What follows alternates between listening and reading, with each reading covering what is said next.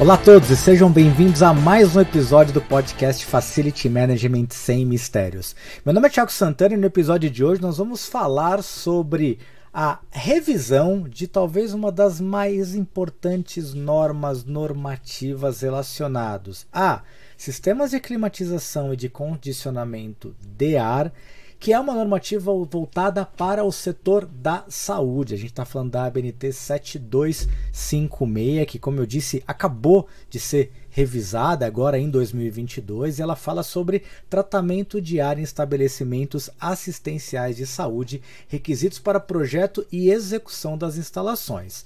Revisão essa que foi coordenada pelo CB55 da ABNT, que tem uma participação maciça da Abrava, de quem inclusive foi a nossa parceria para fazer este programa, e eu tenho o prazer de receber para esse bate-papo para entender um pouquinho o contexto dessa norma lá atrás, as principais mudanças e o que você, gestor de ambientes assistenciais de saúde, precisa prestar atenção na adequação da sua infraestrutura com o que de mais moderno, que de novo esta revisão trouxe para nós. Então eu tenho o prazer de receber Oswaldo de Siqueira Bueno. Oswaldo, seja bem-vindo ao nosso podcast. Bom, muito obrigado pelo convite que vocês fizeram. Eu fico aqui à disposição de vocês e vou procurar responder da melhor forma possível que eu me lembrar. Muito bem, Oswaldo. Vamos começar do começo. Fala um pouquinho aí do que você conhece sobre a motivação, as primeiras edições dessa norma. Fala um pouquinho do histórico dela, que inclusive a última revisão, a penúltima no caso, é desde 2005, ou seja, ela é uma normativa que está há bastante tempo no mercado. Mas fala um pouquinho de como foi a construção lá atrás, quais foram as motivações e como ela veio se comportando ao longo desses anos. Ela passou, vamos dizer assim, por 3 fases. A primeira fase era já o documento original, vamos assim, é de 2005, 2008, não me recordo precisamente agora.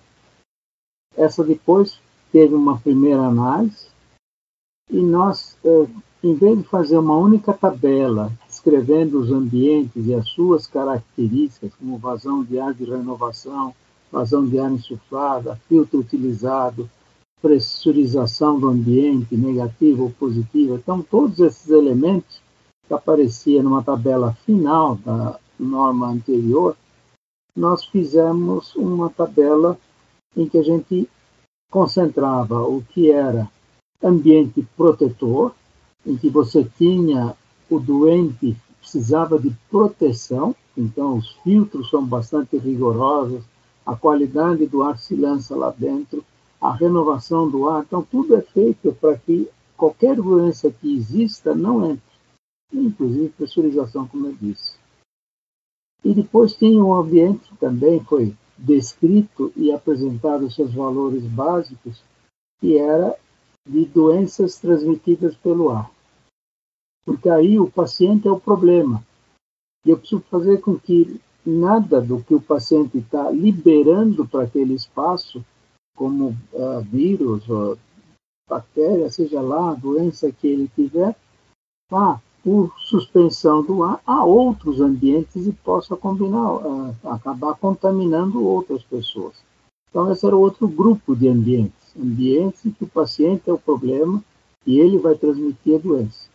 E lembra que eu tenho que ter equipe médica, enfermagem, que vai lá cuidar dele. Então, eu preciso proteger essa equipe, já que as coisas sejam feitas de acordo.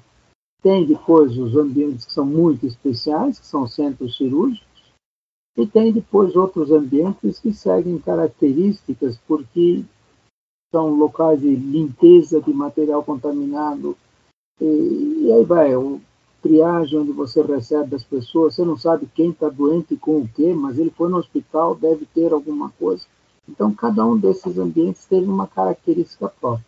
Ela foi à consulta nacional, voltou da consulta nacional, como houve muitos comentários, nós acabamos refazendo. Isso é algo que acontece. Se na consulta nacional eu respondo especificamente o que foi perguntado, não tem problema, não precisa ir para a consulta nacional número 2.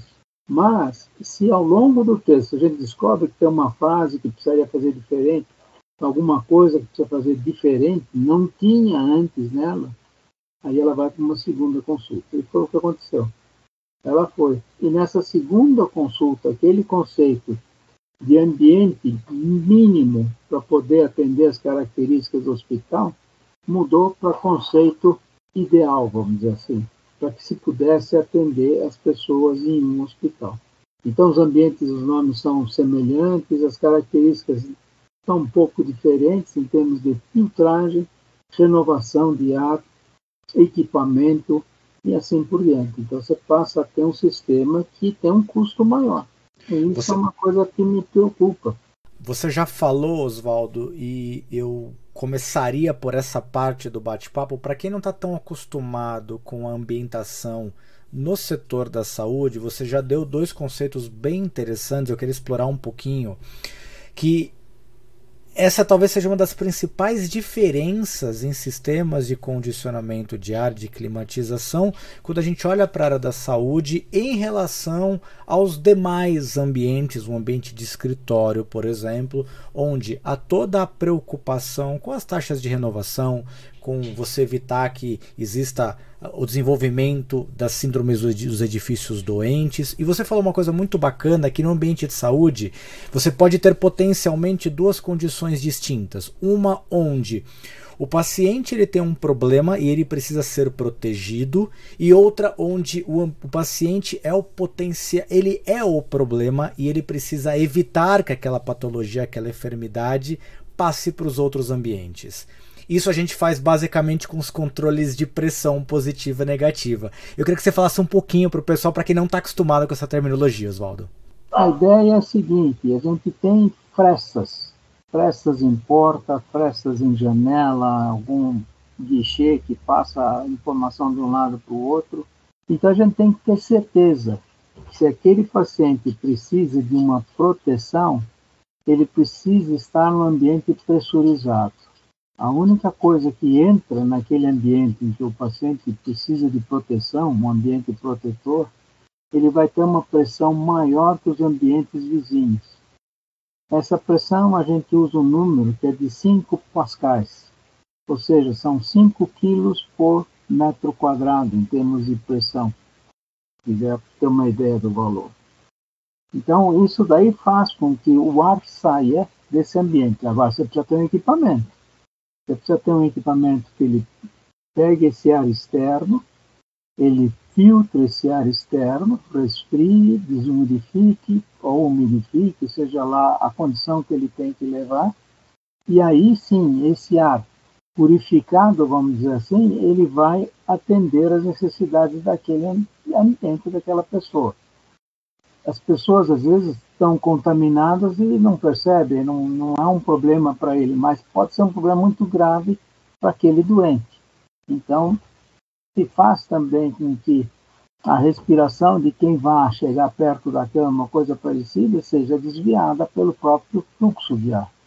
E a condição mais clássica para quem está nos ouvindo, e provavelmente mais crítica do ambiente onde nós chamamos de pressão positiva, é, por exemplo, um paciente que faz um transplante de medula óssea, onde as defesas do organismo vão praticamente a zero. Então você imagina, as pessoas que passam nos corredores, o ar de fora, ele não pode de jeito nenhum entrar naquele ambiente sem a devida filtragem. Então como é que você garante isso?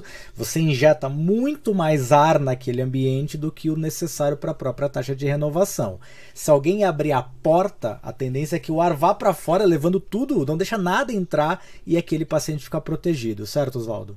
Exato. Você pode até usar como analogia, embora um pouco forte demais, é a proteção de escadas para rota de fuga. A gente usa o mesmo número, 5 pascal.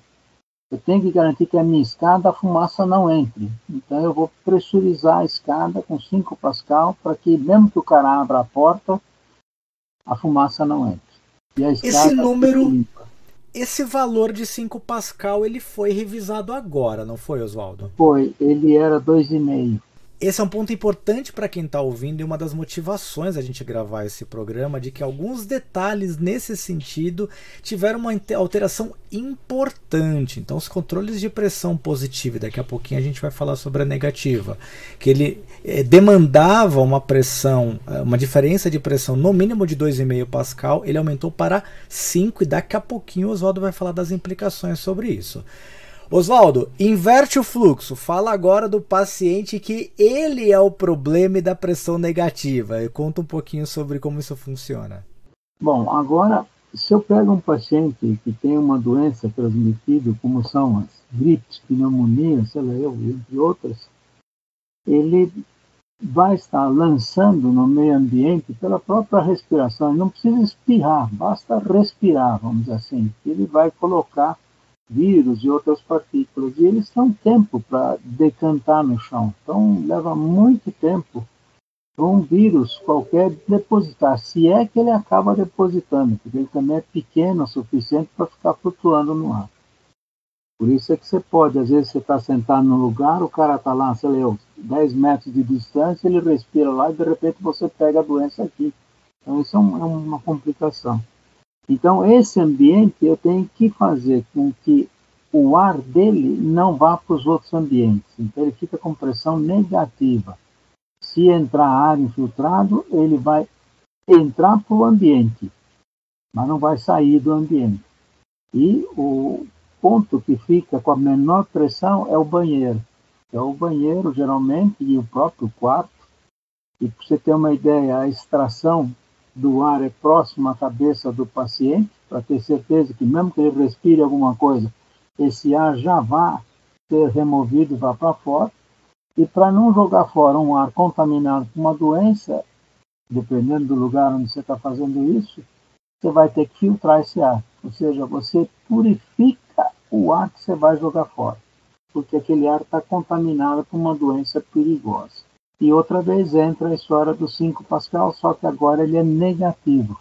A pressão é negativa. E se eu tiver 5 Pascal no quarto negativo, eu vou ter menos 10 Pascal no banheiro. Isso é sempre o que a gente chama de uma cascata de pressão.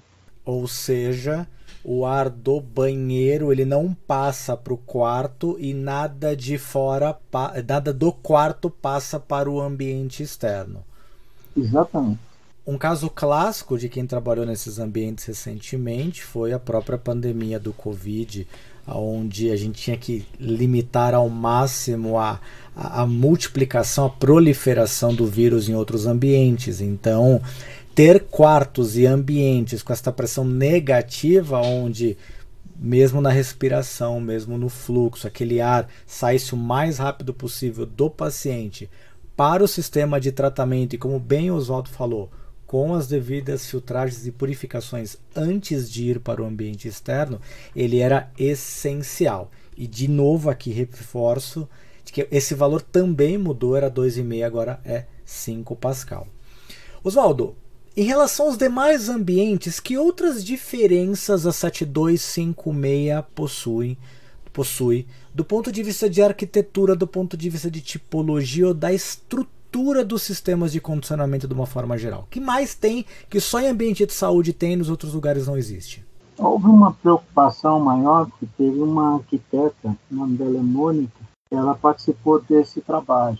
Então, ela colocou os ambientes que eram próximos na arquitetura, vamos dizer assim. Então, se eu estou fazendo uma determinada ala daquele hospital que tem essas características, quais eram os ambientes que vão ter naquela ala?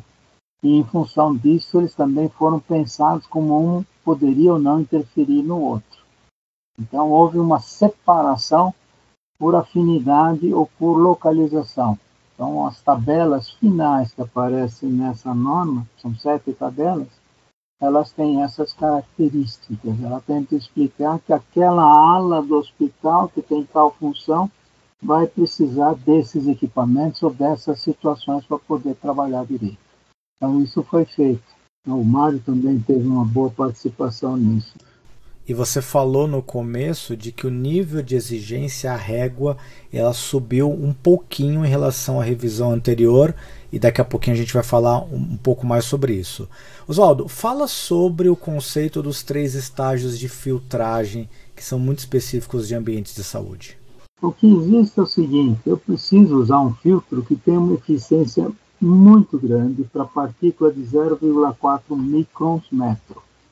Esse é um tamanho aparente da partícula que você pode ter. Isso é um tamanho maior que um vírus. O vírus vai daí para baixo, para tamanhos menores ainda. Então, o que a gente faz é o seguinte: o primeiro filtro tem a função de proteger a máquina. Então, se tiver uma poeira, se tiver fibra, se tiver alguma coisa em suspensão no ar, a máquina vai acabar aspirando isso, que é o ar que a gente está movimentando, que é o ar que a gente está insuflando dentro do ambiente, removendo, filtrando, insuflando, etc. A gente faz algo semelhante também com o ar externo, que a gente pega o ar externo, filtra e passa pelo mesmo sistema de filtragem. Só que aí esse ar vem de fora e depois ele é exaurido para fora também. Então, o primeiro deles, a gente está protegendo a máquina, a serpentina. Aí vem o segundo estágio. O segundo estágio, depende de como se faz o projeto, ele pode estar junto com esse primeiro filtro, que é um filtro grosso, é um filtro médio. Esse filtro médio vai fazer uma filtragem um pouco melhor.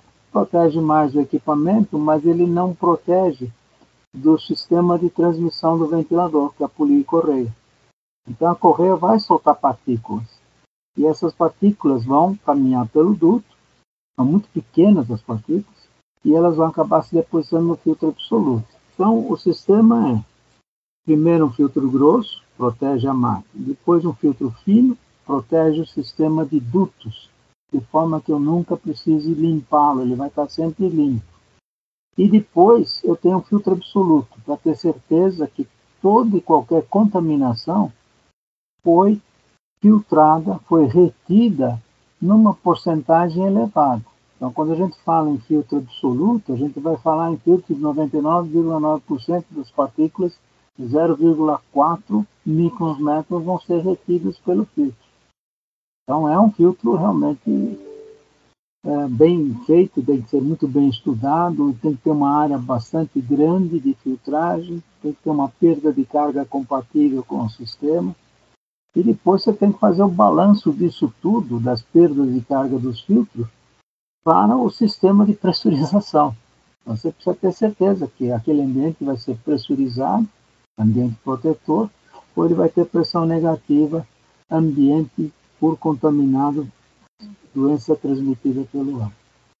E além de tudo isso, é um filtro caro, né, Oswaldo? Então, a importância de você ter as 2 primeiras classes de filtragem bastante em ordem, bastante bem mantidas, porque os filtros EPA têm um valor bastante considerável. E se você não tomar cuidado, ele satura muito, muito, muito rápido. Só a título de curiosidade, normalmente o filtro EPA dura um tempo razoável se ele estiver montado corretamente, ou seja, tiver o filtro grosso, um T4, tiver um filtro fino, M7, F6, alguma coisa assim, e depois vem o nosso filtro EPA.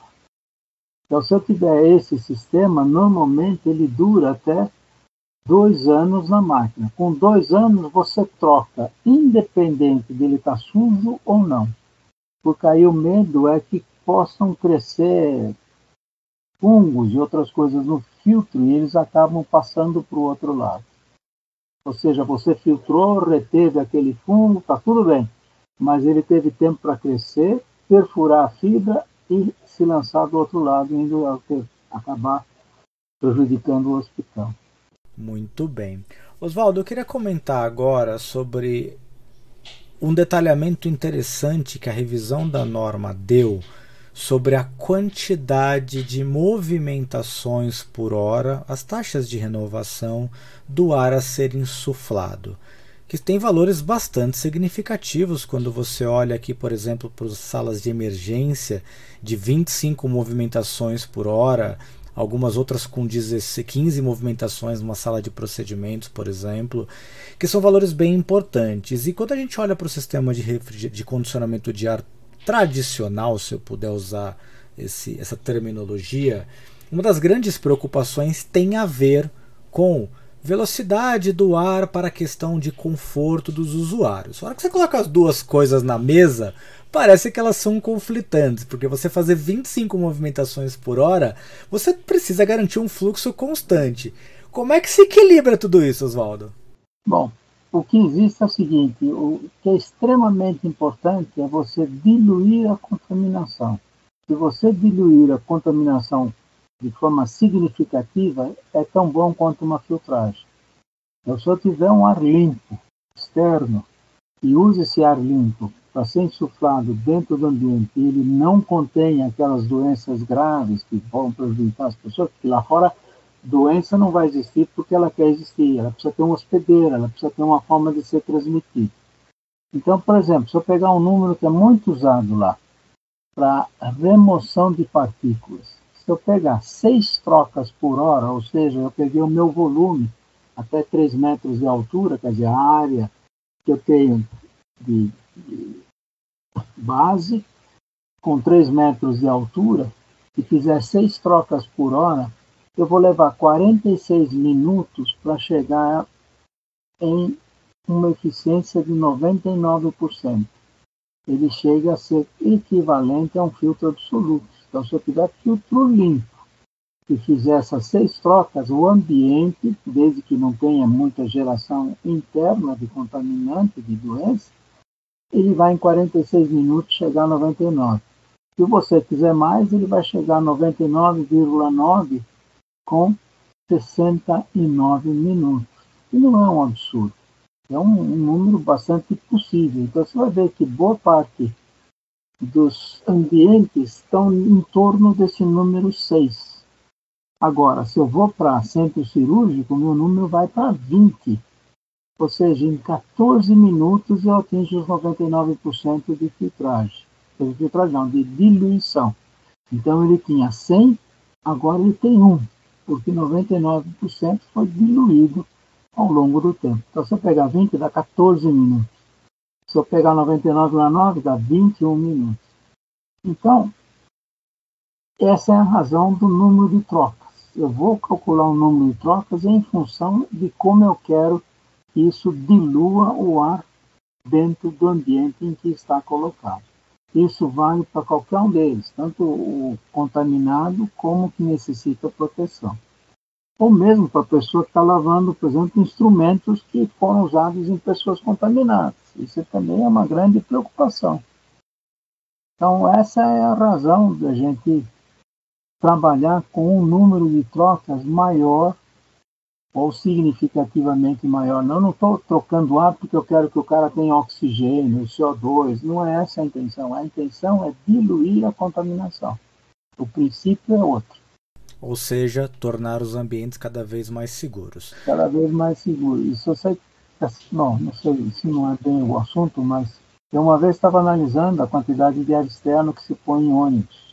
E vi 20 trocas por ar. Eu falei, puxa, que legal, 20 trocas por ar para limpar o ônibus vazio, 14 minutos ele está limpo. Mas aí você põe 7 pessoas por metro quadrado. Essas 20 trocas do ônibus não dá nem para garantir o oxigênio para as pessoas. Realmente. Então, o número pode dar uma impressão, nossa, esse número é ótimo. Aí você vê como é a condição de uso daquele lá. Quer dizer, o maior crime é o transporte público, em termos de transmissão de doenças. Assim como já havia na versão anterior, Oswaldo, tem um capítulo dedicado para sistemas de proteção contra incêndio, o que não é normal quando você olha para outras normativas técnicas, por mais que se fale de aspecto de segurança, mas não com esse nível de destaque. Vocês têm alguma parceria com outros comitês que já tratam de proteção para incêndio, quando vocês revisaram essa parte do documento? Como é que é isso? A BNT insiste que cada um dos CB tem uma determinada particularidade, uma especialização que ele vai atender. Então, deve estar mais em profundidade que os outros. não é só essa norma de hospitalar que tem coisas sobre incêndio. Nós estamos trabalhando numa norma de túneis, também fala sobre incêndio. A 16401 também fala sobre incêndio, assim por diante. Mas é evidente que tem características próprias quando você fala em hospital. A pessoa não caminha sozinha, ela precisa de ajuda. E muitas vezes ela está ligada a um equipamento que não pode parar, tem que continuar funcionando. Então, como é que ela retira a pessoa de uma determinada região, que é compartimentada, ou seja, ela é separada das outras regiões, para que se ela tiver em fogo, você tira as pessoas daquela região que está contaminada por fumaça e eventualmente fogo e leva para uma outra região. E depois, como é compartimentado, você tem uma forma de fechar e impedir que aquele fogo vá para aquela outra região. Então, no caso de hospitais, isso tem e é previsto, e é o que a gente chama de compartimentação horizontal. Transportar doentes em cama para cima e para baixo por elevador é difícil, mas transportar doentes no mesmo piso, separando a ala esquerda da ala direita, compartimentando elas de forma que elas possam ser separadas sem problema, para o caso do incêndio, isso é importante.